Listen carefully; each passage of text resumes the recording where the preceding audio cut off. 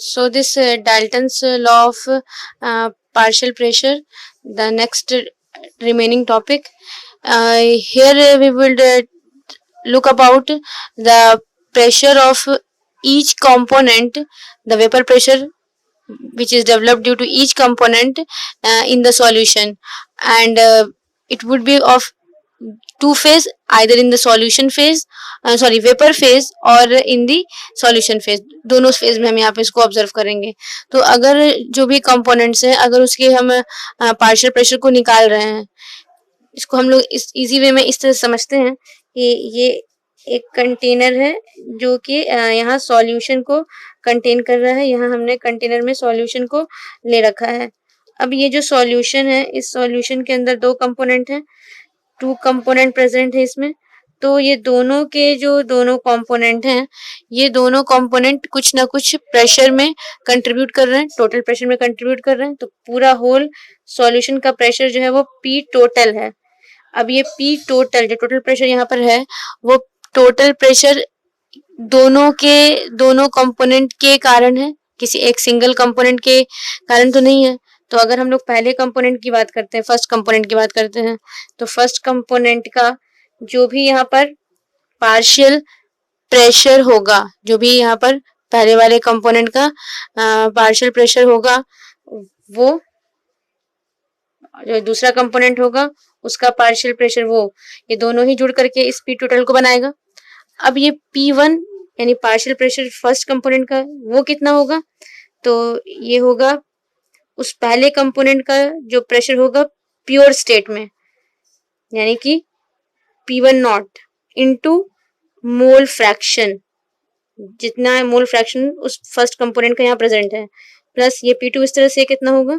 तो ये P2 निकालने के लिए जब सिर्फ और सिर्फ सेकेंड कंपोनेंट होता प्योर स्टेट में, तो उस समय जो उसका प्रेशर होगा उसका प्रोडक्ट करेंगे किसके साथ, उसके मोल फ्रैक्शन के साथ।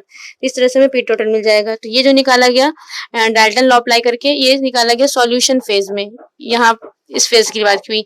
अब वेपर फेज की अगर बात करते हैं, अगर वेपर फेज को कंसीडर करते हैं, तो फिर इस वेपर फेज के लिए अगर हम लोग आएंगे तो वहां पर जो एक एक करके प्रेशर होगा दोनों कंपोनेंट की वजह से, जैसे फर्स्ट कंपोनेंट की वजह से जो प्रेशर होगा वो कितना होगा, तो जितना भी टोटल प्रेशर है उस टोटल प्रेशर को प्रोडक्ट करेंगे कितना से, तो इस जो भी पहला कंपोनेंट है उसके मोल फ्रैक्शन से। तो पहले कंपोनेंट के मोल फ्रैक्शन को यहाँ से रिप्रेजेंट कर लेते हैं, सपोज करें Y1 से।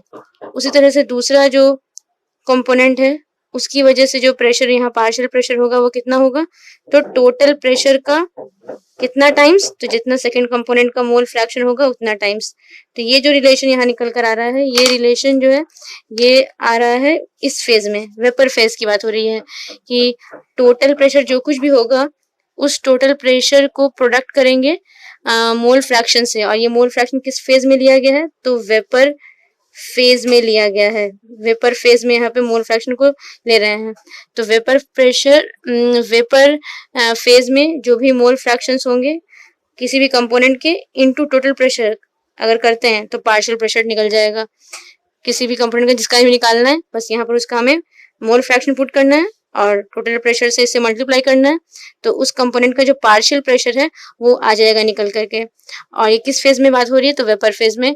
यानी कि कुछ इस तरह से है कि यहाँ कुछ वेपर्स हैं, ये कंपोनेंट ए के वेपर्स हैं, और सपोज करते हैं कि ये रेड डॉट जो है वो रिप्रेजेंट कर रहा है कंपोनेंट बी के वेपर्स को।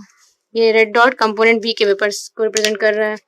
तो जो P टोटल है यहाँ, वो P टोटल जो होगा वो दोनों कंपोनेंट के मिला के दोनों कंपोनेंट के प्रेशर के वजह से होगा, यानी ड्यू टू बोथ कंपोनेंट।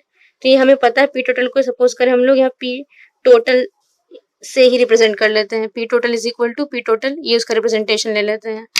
अब अगर हमें इंडिविजुअली पता करना है कि ये जो पहला वाला कंपोनेंट है जिसको ग्रीन डॉट से रिप्रेजेंट कर रखा है उसका पार्शियल प्रेशर क्या है, यानी कि इस पूरे होल प्रेशर में सिर्फ फर्स्ट कंपोनेंट की वजह से प्रेशर क्या है, तो उसे निकालने के लिए हम क्या करेंगे, उसे निकालने के लिए टोटल प्रेशर जो भी है P टोटल उसमें प्रोडक्ट करेंगे, तो वो जो पहला कंपोनेंट है उसके मोल फ्रैक्शन से। और इस तरह से हमें पहले वाले कंपोनेंट का पार्शियल प्रेशर मिल जाएगा। And in the same manner अगर हमें दूसरे कंपोनेंट का पता करना है कि सेकंड कंपोनेंट है वो कितना प्रेशर यहाँ डेवलप कर रहा है, उसका पार्शियल प्रेशर क्या है, तो अगेन ये पी टोटल है, फिर इस पी टोटल को अगेन प्रोडक्ट कर देंगे उस सेकंड कंपोनेंट के मोल फ्रैक्शन से, तो सेकंड की वजह से जो पार्शियल प्रेशर डेवलप हो रहा है वो निकल जाएगा। तो ये किस फेज में यहाँ बात हो रही है, ये यहाँ पर वेपर फेज में बात हो रही है, यहाँ पर वेपर फेज के लिए किया गया है। और जो यहाँ पे हमने क्वेश्चन निकाल रखा है दिस वन, ये पी टोटल जो है वो इन दो कंपोनेंट की से इस तरह से रिलेटेड है, ये सॉल्यूशन फेज में निकाला गया है, कैलकुलेट किया गया है। तो this is what we call as Dalton's law of partial pressure. अब आगे फिर एक और नेक्स्ट टॉपिक की ओर बढ़ते हैं, छोटा सा एक और टॉपिक है उसकी ओर जाते हैं। तो that is relation between Raoult's law and Henry law. इन दोनों को रिलेट करते हैं। राउल्स लॉ बात करता है लिक्विड लिक्विड सॉल्यूशन के लिए, उसका रिलेशन क्या था कि अगर हमारा जो लिक्विड सॉल्यूशन है वो किसी कांस्टेंट टेम्परेचर पर, जो हमारा लिक्विड सॉल्यूशन है वो किसी कांस्टेंट टेम्परेचर पर जो होगा, तो उसमें जो पार्शियल प्रेशर होंगे किसी भी कंपोनेंट के, वो पार्शियल प्रेशर डायरेक्टली प्रोपोर्शनल होगा उस कंपोनेंट के मोल फ्रैक्शन के। यही था हमारा राउल्स लॉ। फिर हमने यहाँ पर इसको रिमूव किया था, तो एक कांस्टेंट आया था और वो कांस्टेंट था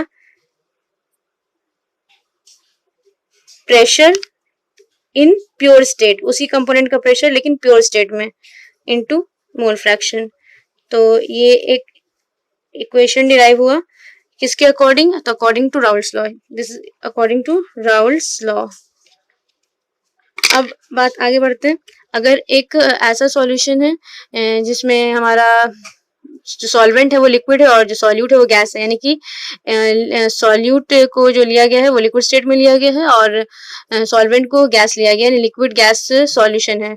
तो उस सॉल्यूशन केस में जो पार्शियल प्रेशर होगा, अगेन वो पार्शियल प्रेशर कंपोनेंट का वो डायरेक्टली प्रोपोर्शनल होगा। तो किसके डायरेक्टली प्रोपोर्शनल, वंस अगेन वो पार्शियल प्रेशर डायरेक्टली प्रोपोर्शनल होता है उस कंपोनेंट के मोल फ्रैक्शन के। अगेन हम यहाँ से प्रोपोर्शनैलिटी साइन को रिमूव करेंगे, इक्वल आएगा और कांस्टेंट आएगा KH known as Henry constant. तो ये एक रिलेशन डिराइव होता है पार्शियल प्रेशर और मोल फ्रैक्शन के बीच का, और यहाँ कांस्टेंट के रूप में KH आया है। तो अगर इस दोनों के, ये है अकॉर्डिंग टू हेनरी लॉ, तो अगर इन दोनों इक्वेशन को हम लोग अगर कंपेयर करते हैं तो यहाँ साफ दिख रहा है कि कांस्टेंट टर्म जो है वैरी कर रहा है। यहाँ कांस्टेंट टर्म हमारा प्रेशर इन प्योर स्टेट है P1 नॉट, और यहाँ जो है वो KH यानी हेनरी कांस्टेंट है। तो इट मीन्स कि ये जो राउल्स लॉ और हेनरी लॉ है ये दोनों आपस में इस प्रकार से रिलेटेड है, इनके जो कांस्टेंट हैं वो बस आपस में वैरी कर रहे हैं और कुछ नहीं। यही हमें साफ यहाँ पे साफ नजर भी आ रहा है, ये क्लियर है कि राउल्स लॉ में और हेनरी लॉ में कुछ रिलेशन है। और रिलेशन को फिर हम ये क्या कह सकते हैं कि this Raoult's law is as special case of the Henry law. इस राउल्स लॉ को स्पेशल केस कह सकते हैं, special case of Henry law. और ये स्पेशल केस कब डेवलप होगा, ये तब डेवलप होगा when this KH will become equal to this P1 naught. जब ये KH जो है वो P1 नॉट के इक्वल हो जाएगा, यानी कि प्रेशर इन प्योर स्टेट के इक्वल हो जाएगा, तो उस समय हमारा जो हेनरी लॉ है वो राउल्स लॉ में कन्वर्ट हो जाएगा। तो ये बात हमें ध्यान रखनी है कि this Raoult's law is the special case of Henry law, but condition कब होगा ये, when KH will become equal to P1 naught, यानी कि pressure in the pure state, तो ये एप्लीकेबल होगा। तो ये छोटे से कुछ टॉपिक्स थे जो प्रीवियस वीडियोस से रह गए थे, जो हमने यहाँ पर कंप्लीट किया।